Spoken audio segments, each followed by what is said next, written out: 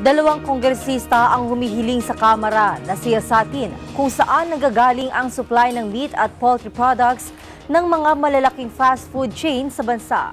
Sa kanilang House Resolution 1353, pinatitiyak ni na Eastern Samar Representative Ben Evardone at Catanduanes Representative Cesar Sarmiento kung nagmumula sa Shanghai Husi Food Company Limited ang meat at poultry products na isinisilbi ng mga food chains.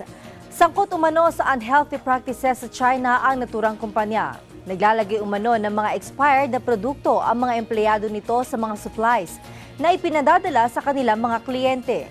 Bukod pa rito ay pinapalitan din nila ang expiration date ng mga lumang produkto.